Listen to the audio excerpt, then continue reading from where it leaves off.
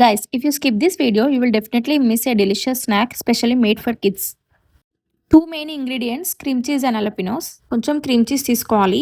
దాంట్లో chilli flakes, salt, sweet corn, onions and mozzarella cheese వేసుకొని mix చేసుకోవాలి.